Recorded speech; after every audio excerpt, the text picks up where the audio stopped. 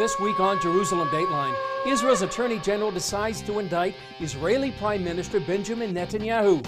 What does this mean for Netanyahu's political fate and Israel's future? Plus, CBN's Scott Ross visits Hebron and the Tomb of the Patriarchs, one of the holiest places in Judaism, a fact denied by the UN. And this family flees ISIS and finds hope and a future. All this and more this week on Jerusalem Dateline.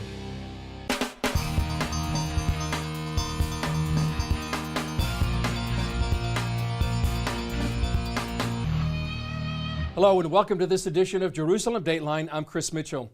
Israeli Prime Minister Benjamin Netanyahu fought back after Israel's Attorney General announced he planned to indict Netanyahu on charges of bribery and breach of trust.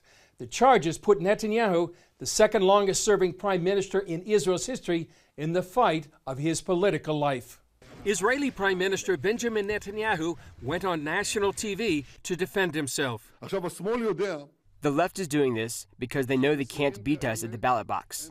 They simply can't beat us at the ballot box. For 3 years, they have been carrying out a political pursuit against us, an unprecedented hunting expedition with one goal: to topple the right-wing government led by me, and to bring to power the leftist party of Lapid and Gantz. Netanyahu said the left put enormous pressure on Israel's Attorney General to influence the elections and felt confident he'd be vindicated. I tell you, the citizens of Israel, this house of cards will collapse. I am absolutely certain of that. I am certain of it 4,000%. I plan on serving you and the state as prime minister for many years. Netanyahu's main challenger, retired General Benny Gantz, said Netanyahu had to go. People of Israel, tonight, with the publication of the recommendation of the Attorney General, and in these circumstances this has happened, sitting with Benjamin Netanyahu in the same government is off the table. I call on you, Benjamin Netanyahu, from here tonight, to come to your senses, show responsibility, and resign from your post. Israel's Attorney General Avihai Mandelblit announced he would indict Netanyahu in 3 ongoing investigations. In the most serious case, Netanyahu is suspected of firing Israel's communications ministry director in exchange for favorable coverage in one of Israel's top news sites. We are entering uncharted waters. An incumbent prime minister was never indicted in Israel's history as he was still serving as prime minister.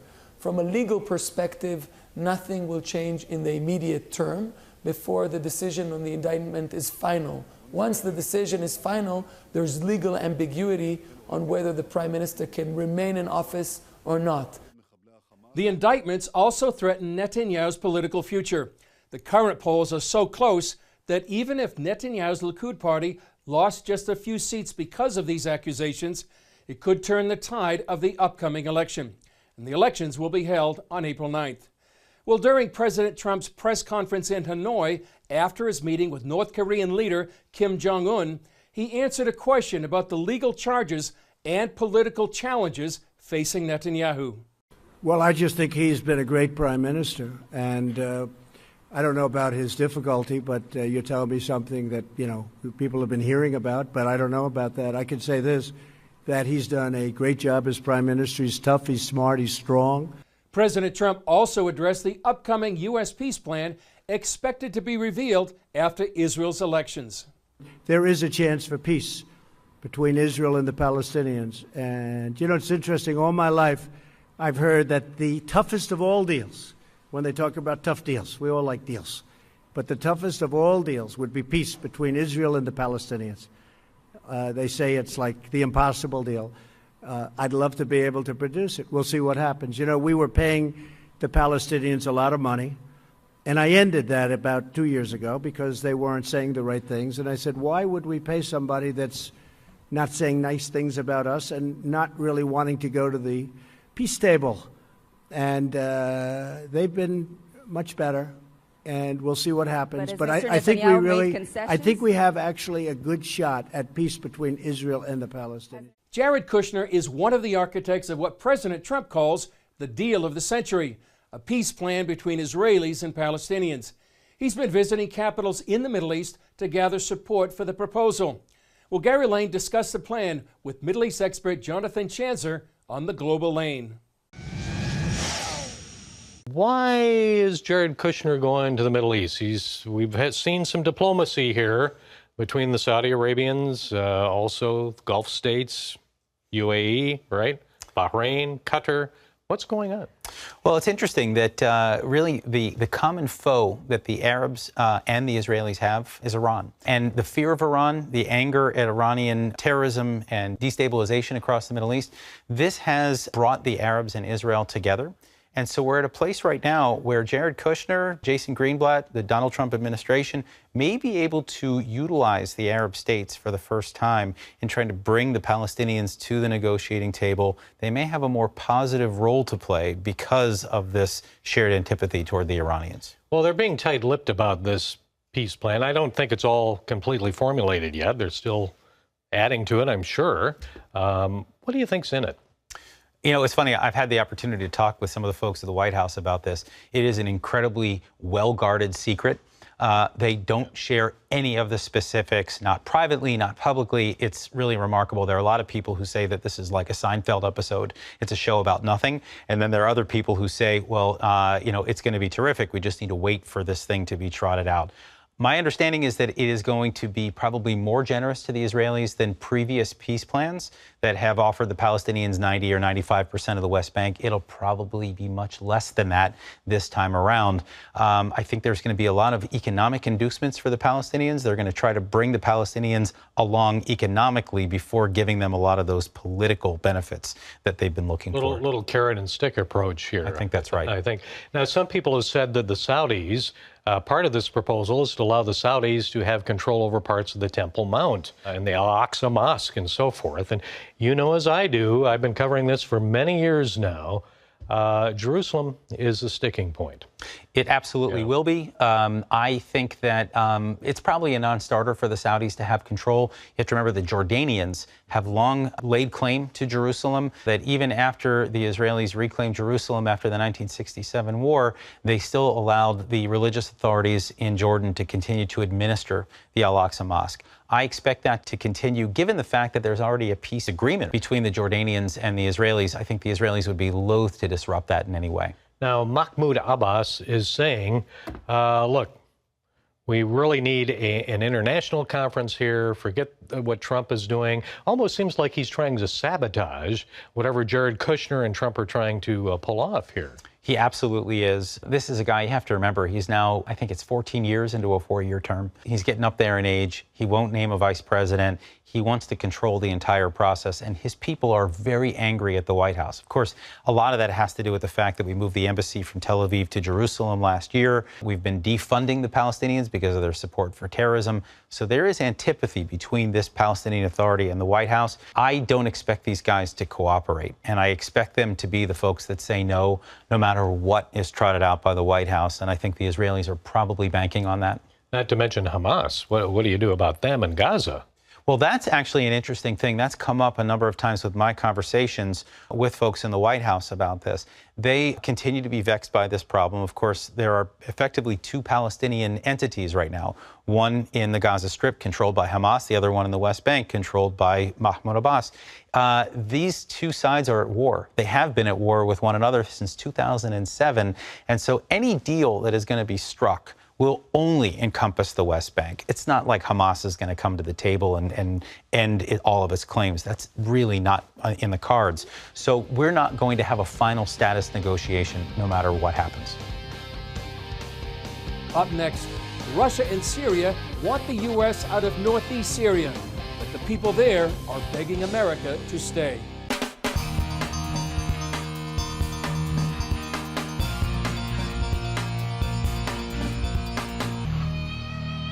Another major foreign policy challenge facing President Trump is what to do about northeast Syria. In December, he announced the pullout of all U.S. troops from the area. Since then, he's revised his decision to allow 400 U.S. peacekeepers in the region. But recently, Russia and Syria demanded the U.S. leave northeast Syria altogether. Here's a story we did from the region several weeks ago. We heard from many Christians who warned of a possible genocide if the U.S. pulls out. Just a few years ago, ISIS left a scar on the land in the form of an historic genocide. Now Christians fear another potential apocalypse with enemies all around them. Turkey is the main concern. After the threats of Erdogan to this region that he wants to take the place of the great force of America, we felt danger because of this void. If it was filled by the countries of this region or another power, there will be danger in general for the people, and especially the Christian people. The reason many people in northeast Syria are afraid of Turkey is because of what happened last year in northwest Syria, the Turkish invasion of Afrin. In January 2018, its army, along with Islamic militias called the Free Syrian Army, began a military campaign to capture the city of Afrin. Charmaine Heading of the Shai Fund lays out the Turks' goals. We know from what the statements that they've made that they want to get rid of the people in this area and bring in other people from Syria. So it's a population displacement. To find out more about the Afrin campaign, we traveled here to the city of Kobani and this evangelical church. Last year, Christians fled Afrin during the Turkish operation to take over the city. Some came here to Kobani to find refuge, security, and a place to worship. Zani pastors this church. He and his wife Shinar fled Afrin. Everything in the church has been stolen. It's the terrorists' very natural behavior, and they burned the church. Islamic soldiers allied with Turkey killed her cousin's child. There were a group of people with weapons that entered our neighborhood and they were stealing. So my cousin went out and asked them, "What are you doing?" So the man with weapons attacked my cousin's house and shot and killed his son. Turkish President Erdogan has threatened a similar campaign into northeast Syria. When Çınar heard about President Trump's decision, she prayed. Every day we cried and prayed to the Lord that we would not end up like Afrin. President Trump's decision surprised them. We love the American president a lot. I have said that he is a believer and that he prays. And so I was surprised. Why did President Trump do this? That he immediately wants to withdraw the forces from here. Is it possible that he was not considering the church, or that he doesn't know that there are believers here? In all, there's about 100,000 Christians in northeast Syria, most fearful of genocide. President Trump slowed down his timetable to pull out U.S. troops. But for Christians here, they're hoping and praying for much more than that.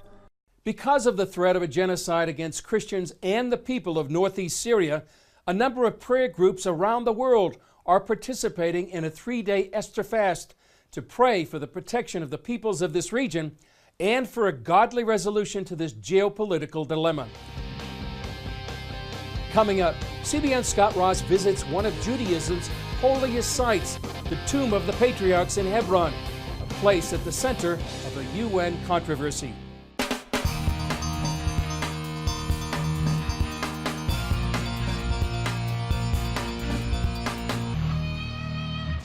Hebron was one of the largest cities in biblical times and today is considered one of Israel's 4 holy cities.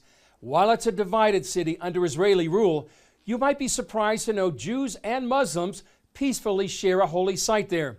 CBN Scott Ross has that story.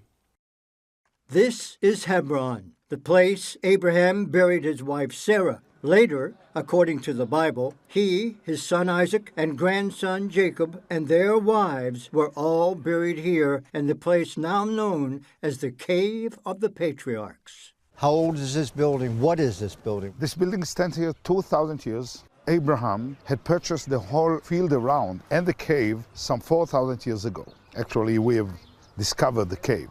The cave is here. Herod the Great, who constructed Jerusalem's second temple, also built a structure over the cave. In the time of the Second Temple period, this structure was built here by the Jews to memorize and to build a place of coming and praying and being a part of this very, very long and special history. 1,200 years later, Muslim conquerors modified the structure by adding minarets. They now consider it the Al-Abrahami Mosque. The shrine actually is 2 stories. The upper one is the place where people come and pray and enter under Muslim control. From the 13th century, Jews and Christians were not allowed in. They were denied access. They had to stand outside. Anyhow, today, thank God, it's open again. Jews lived in the city until they were driven out in the 1929 riots. They returned after Israel regained control in 1967 during the Six-Day War. About 800 Jews now live in Hebron, surrounded by some 200,000 Arabs. Noam Arnon, a Jewish Israeli, has lived here more than 45 years. The lower level contains the cave. Now this level is closed. Why? The Muslim Waqf, which controls the place, do not permit any archaeological research. Revered by Jews, Christians, and Muslims as a holy city, Hebron was the first capital of King David. But recently, the United Nations deemed it a Muslim holy site in danger. With the archaeological digs, would that prove the existence of Israel going back these thousands of years, if that was unearthed? In Hebron, everything that you find fits all the biblical sources. When you read in Genesis 23 about Abraham, how he purchased the whole field around and the trees, the cave is there, it's located right beneath the rocks there, which are the end of the field, and the cave itself was dated to the Middle Bronze Age, which is equal to the forefathers' era. In the cave we discovered vessels and pottery from the first temple period. You know, the name Hebron in Hebrew is connection. Connection? Yes, Hebron, lechaber is to connect. So in Hebron everything connects. The sources, the archaeology, the tradition, the holiness, everything connects together. Arnon took me into the massive structure and showed me what they call the Gate of Heaven. What is written here in Hebrew, Me'arat HaMachpelah Petach Gan Eden, the cave of Machpelah, according to ancient Jewish sources, is the gate of heaven. So now let's go. Let's go and see. Let's go to heaven. Now we're into heaven. Yes. Now actually part of the building today is closed for Jews. A part is open. We are in this part. Many people come to pray here from all the world, from all the religions. Today they speak about Abrahamic religions. Well, Abraham is right here. This is the memorial of Abraham. Actually, the cave is located right beneath this memorial. And we have here three couples, Abraham and Sarah, Isaac and Rebecca, Jacob and Leah. So the actual bones are down underneath here? Yes, underneath. How did you discover it? Well, it was in the middle of the night, one of the last nights of the Jewish calendar. And there are special prayers, and people come here and blow the shofar and sing many songs.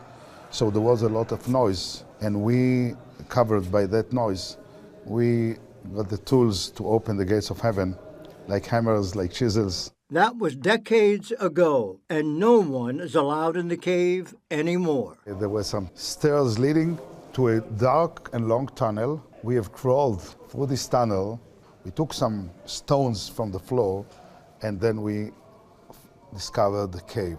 Actually, it's two caves. I found myself crawling amongst human bones. So it's really to touch the history, to touch the Bible. Nearby is the main synagogue where Jews can pray. Today, the building is divided between synagogue and mosque. The Muslim religious authorities control the religious aspects of the entire place, while Israel maintains the security. A unique arrangement helps keep the peace. As you can see here, Muslims can visit to the big hall. Jews can visit the blue part, which is about 1/4 of the whole complex. Christians are allowed to both sides. This is the situation here, 344 days a year. 10 days a year, Jews are allowed to the big hall, and other 10 days a year, the Muslims are allowed to this side, and then the Jews stand outside. Arnon says the arrangements aren't ideal. He'd rather everyone have complete access all the time. We ask the government to open it. They say, it's standing, don't touch it. And it's working, don't touch it. So this is how it's working. Scott Ross for CBN at the Cave of the Patriarchs in Hebron. Up next, see how this Christian family faced severe hardship after fleeing ISIS, but then found a helping hand.